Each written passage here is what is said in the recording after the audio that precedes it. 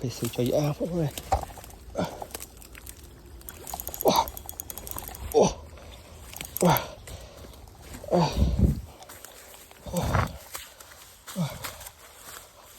Không biết bỏ vô. Ôi rồi khám chán nó vậy phải xử chán rồi.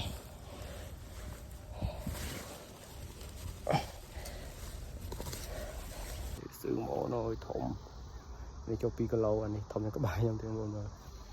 Ok đây nhà là còn có ôn mơ